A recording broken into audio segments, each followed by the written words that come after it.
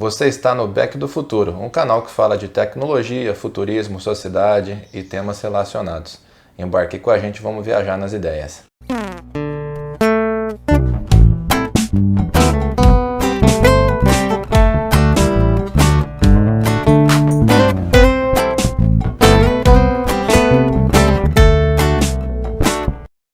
gente vai falar sobre o futuro da guerra.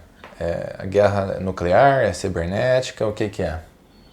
A gente tem visto aí avanços, né, tecnológicos e inclusive previsões, né, de que até 2050 aí você tenha soldados ciborgues, né, ou senão a gente já vê drones cada vez mais desenvolvidos com a capacidade de voo, de altitude, de velocidade, de peso, né, e inclusive quem gosta aí do videogame que nem eu no COD, né, você vê que a guerra mudou muito de cara, né?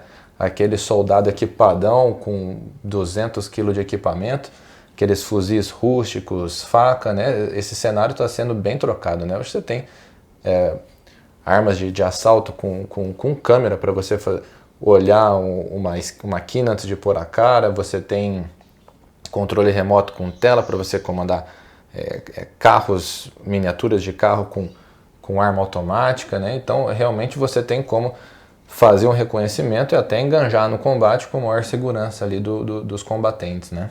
Sim, tem até os filmes de ficção, alguns deles já estão trabalhando com isso, né? Não lembro agora ao certo, mas eu lembro de um filme que literalmente ele pegava, ou até no caso do Homem-Aranha ele fazia isso, mas ele não pegava, né? Só saía do traje dele. Mas jogava para cima o drone, né? E o drone fazia o mapeamento de quem estava em que localidade, quais as esquinas, né? Se você tiver em muitas esquinas no meio. Mapeamento prévio antes das pessoas entrarem. Mas a questão inicial e acho que até a final disso, a gente está vendo como tem acontecido. Boa parte do que os Estados Unidos têm feito, eles lançam drones que são controlados remotamente, né, de longe, passa por cima e faz o ataque e vaza. E muitos desses drones, aliás, quase todos desses ataques, não são tripulados. Então as pessoas fazem isso, talvez tenham danos civis em alguns países, sendo que um dos lados não tem dano nenhum em termos de combatentes ou civis, né? Então, até que ponto isso vai transcorrer e até que ponto a guerra vai ficar muito concentrada em um lado, né? E o outro lado não vai poder se defender. E será que a gente vai criar potências, porque tem alguns países que investem muito mais que outros, né? Que vai desbalancear o mercado mundial e que vai ter muitos países em função de outros, porque vai ter alguns com uma tecnologia muito mais avançada. Será que a interação de troca, essa globalização que a gente teve de troca de bens e serviços, né, ou troca de ajudas ou de conhecimento, ela pode estar chegando perto de ruir por causa dessa nova configuração da guerra que existe, né? Uma coisa para a gente pensar. Com certeza, né? Historicamente, quem detém o melhor equipamento tem uma vantagem no combate gigantesca, né? A gente vê ali que desde mudanças simples, né, do rifle de repetição, que antigamente era todos de bolt action, né, que se fala, né? Você dá um tiro, tem que recarregar o mecanismo. Essa evolução foi muito rápida, mas hoje está ficando ainda mais discrepante, né? Você até situações assim de que a vantagem vai ser tão grande, porque você tem desde leituras térmicas, né? Imagina se você vai para um combate de selva, né? Você não fica mais imaginando se o inimigo está ali ou não. Você consegue fazer uma leitura térmica e saber onde ele está, né? Então, a disciplina de guerra, né, como você falou, de diminuir o efeito colateral. Um dos grandes princípios de guerra é você conquistar o objetivo com o menor número de baixo possível, né? De preferência que seja zero. E está caminhando para isso daí, né? Querendo ou não, guerra movimenta o mundo, movimenta dinheiro, né? Então você investe mais nisso, que é uma das prioridades aí de grandes potências mundiais, né? O problema disso é que aí é independente da posição de cada um, claro, né? Mas aí você vê que algumas guerras são geradas justamente porque tem algumas nações que investem muito mais nisso e precisam manter a indústria da guerra girando. E por mais que essas indústrias, né, se mantenham, elas precisam testar esses equipamentos. E muitas vezes, com interesses que já têm previamente econômicos e políticos, né, acabam utilizando esse meio de investimento e esse poderio que foi investido e desenvolvido para bens ou para finalidades que sejam mais individuais de certas nações ou de líderes que estão no poder naquele momento. Não, com certeza. A gente vem falando já, né, a dependência de algumas inovações são cada vez maiores, né? A gente estava conversando, né? O que vai ser o alvo de guerra no futuro, né? Se o o país, né, a nação, seja lá o que for a cidade, depende exclusivamente de um determinado tipo de energia, aquela usina de energia vai ser o alvo principal, né? Você corta a fonte de suprimento, né? Hoje não, talvez não tanto, mas antigamente se falava muito de conflito nuclear, né? Mas às vezes, será que uma arma de destruição em massa é a melhor solução, né? A gente sabe que não, né? Tem inúmeros aí exemplos de acidente de radiação nuclear, a gente sabe que não é legal, a gente vai precisar...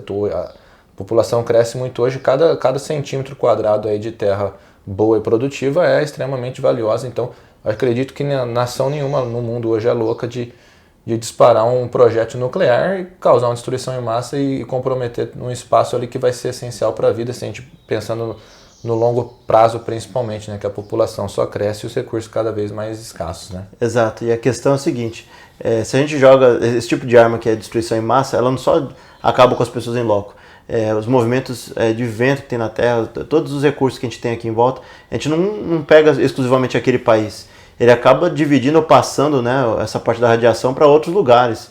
Então você está compartilhando a Terra, todos nós somos seres humanos, né? O que a gente espera é que a gente não tenha que entrar mais em guerra, porque o ser humano avance através disso e não, talvez não no modelo último como a globalização está no momento, mas é mais interessante a gente ter trocas de bens e serviços de conhecimento do que recorrer a isso. Mas é muito por esse lado, entendeu? Que hoje em dia muitas pessoas ainda, ou muitas nações ainda veem dessa forma, que é necessário você ter certos controles ou uma antemão maior em relação a outro país para você ter mais controle sobre ele. E até a gente remetendo de novo a um filme do Snowden, né? Quem viu, tem uma parte que ele fala sobre a instalação de sistema de informação e também sistema atrelado, acho que é a parte energética, né? Ou de umas áreas centrais que são entre esgoto, energia, né, e comida, e que ele teria muito mais controle sobre isso, né, que os Estados Unidos queriam naquele momento, e ele não se sentia bem fazendo aquilo ali. E para colocar aquilo ali, que caso no futuro precisasse, com um apertar de botão, desligava a nação inteirinha ou boa parte da nação.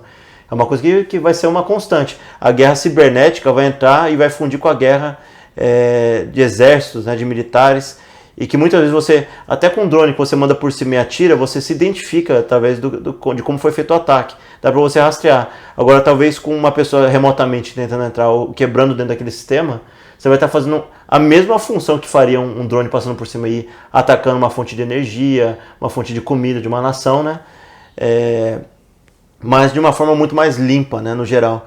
E muitas vezes sem ninguém saber, né, ficando meio perdido no caso. Como aconteceu há pouco tempo atrás, né, com os ransomwares, né, que o pessoal foi lá e pediu, né, ou sequestrava certas partes, ou trancava certas pessoas em tais lugares, né, em troca de uma compensação financeira. Então a gente não sabe quais grupos ou quais nações podem estar por trás disso, né, e como esses ataques podem ocorrer, né. Teve muita conversa sobre russos fazendo isso, mas está muito claro assim que as frentes em relação a esse caminho estão almejadas por muitas nações, Estados Unidos, China, Rússia, Índia, né. E se a gente não se fortalecer também ou souber lidar com isso, né, a gente pode estar lidando, não sabendo interagir numa guerra futura, ou para a gente saber se defender também, né? Com certeza, né, que você falou, se defender vai ser um ponto-chave, né? A menos que você esteja em pé de igualdade com a tecnologia do momento, imagina você num contexto ali onde a tecnologia já está obsoleta, você se defender de um ataque de drones, né? Quem atira aí um pouquinho sabe a dificuldade de acertar um alvo pequeno em movimento ainda, né? Então, para você contra-atacar esse tipo ou que seja se defender, você tem que estar no mínimo no mesmo nível de conhecimento que aquele seu oponente ali no caso tá, né? É extremamente complicado de você montar uma defesa para esse tipo de ataque, né? Sim, e se a gente parar para pensar no desenvolvimento disso, né, seja até se alguém quiser colocar por chão, né, para ter funções de como o soldado agiria, né, por mais que o drone faça a maior parte.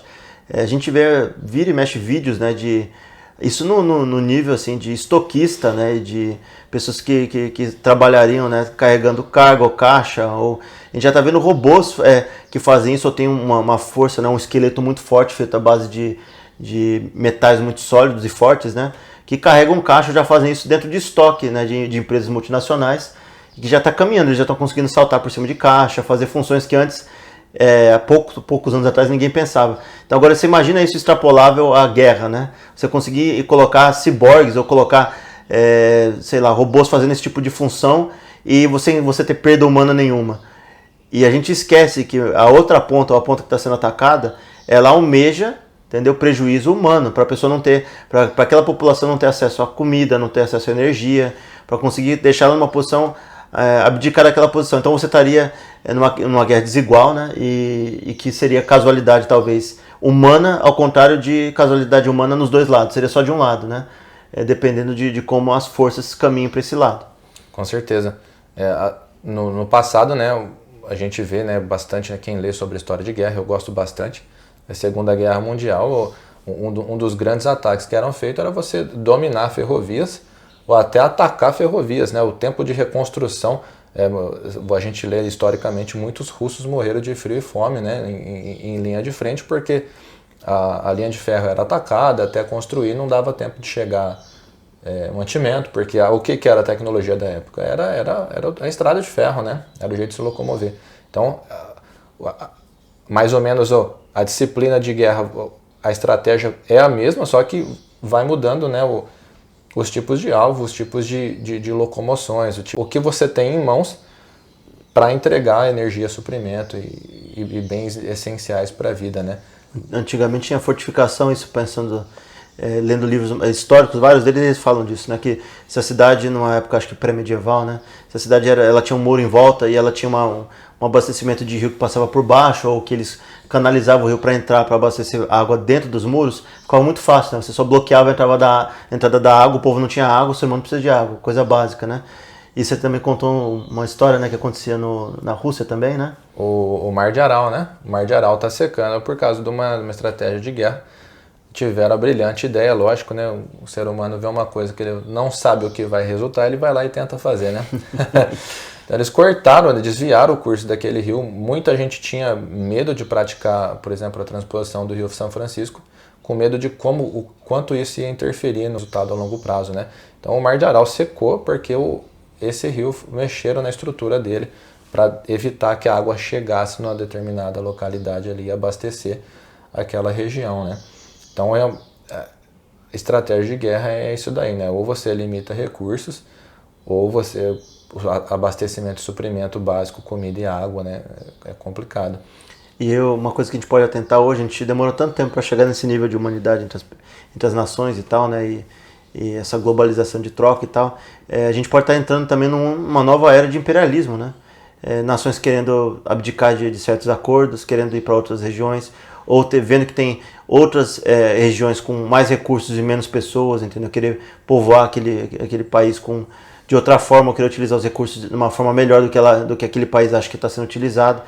Então pode virar uma guerra aberta, né, e franca, por mais que no momento não pareça isso e não seja necessário. A longo prazo isso pode ser um problema grave para a gente conseguir ter esse estilo de vida que a gente tem, que é a maior parte da população, parte do Ocidente e também do Oriente. A gente está chegando num momento que as pessoas têm acesso a mais coisas.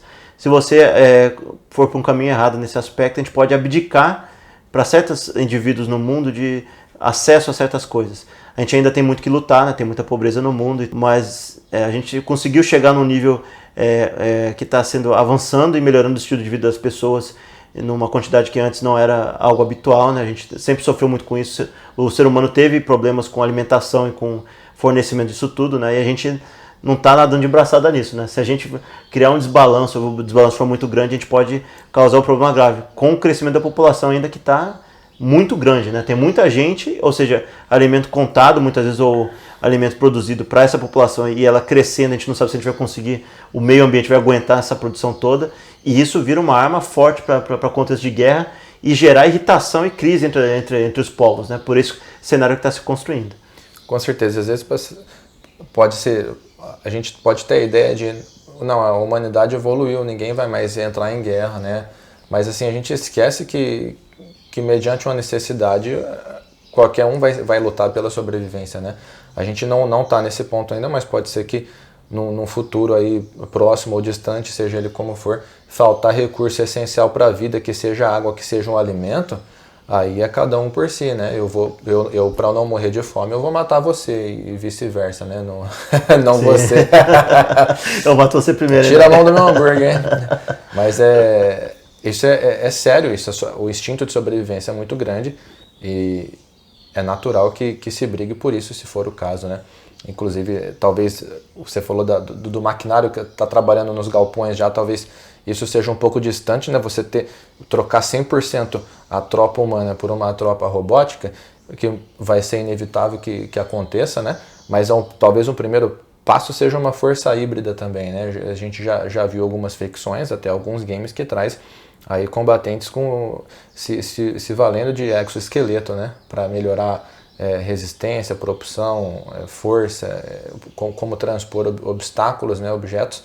E cada vez que avança, antigamente você precisava falar de um colete à prova de balas aí, que era gigantesco, pesado, desconfortável, que não segurava aí um tiro de um projétil pequeno. Hoje, com o domínio de Kevlar, de fibra de carbono, fibras leves, umas placas levinhas que conseguem segurar aí um projétil de grande valor energético, né? Sim, e uma coisa que é interessante a gente parar para pensar é que nesse aspecto ainda não existe, né? Nem se pensa ainda em relação a uma consciência autônoma, né? Um algoritmo que controla esse tipo de coisa. Já teve filmes, que eu acho que foi um do Capitão América, né? Que eles colocaram um drone que tinha uma consciência por trás e que ele fazia ataques, né, direcionados em qualquer parte do globo. Se um sistema desse pode ser atacado, alguém que tem interesse entre duas nações entrarem em guerra, que inicialmente não teriam, ele pode criar uma guerra do nada, né? Pode um atacar o outro sem saber ao certo o que está acontecendo, né? Seja por recurso que uma terceira nação tenha naquilo ali, mas que o interesse entre as duas nações se degladiassem, né? E depois ele pegar os restos, né? A gente esquece que o nosso histórico como humano na Terra foi muito de guerra tribal por recursos, né? Seja por veio de água, por alimentação, por território para cultivar depois com o tempo, né? Com território de abrangência, de posição estratégica dentro de um continente ou dentro do globo, né? A gente quer se posicionar bem para ter acesso aos recursos da melhor forma. Sejam eles recursos diretamente vitais para a nossa vivência na Terra, nossa sobrevivência na Terra, ou para a gente também conseguir se defender dentro de uma escala global, né?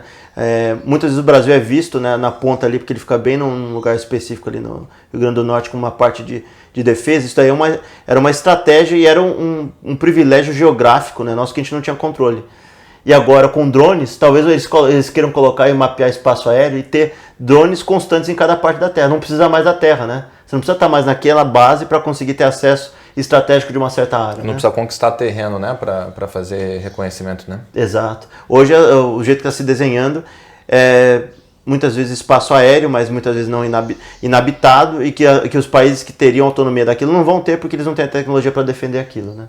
Por satélite já se faz isso, né? Sim. Você não tem fronteira mais, né? A gente é nada, né? Você pega aí algumas ferramentas de mapa na internet, eu consigo ver a rua da minha casa, consigo ver o carro estacionado, olha, você consegue ver pessoas transitando, né? O teto de casa, você vai lá e dá uma olhadinha, ela dá um zoom, daqui a pouco tá você na piscina ali com a barrigão de fora, né? Então esse foi mais um Back do Futuro. Então se você gostou do conteúdo, se inscreve e dá um tapa no sininho. Em relação a comentários, sugestão de tópicos novos, ou até esses mesmos tópicos que a gente teve e se você quiser que a gente aprofunde mais, só pôr nos comentários embaixo.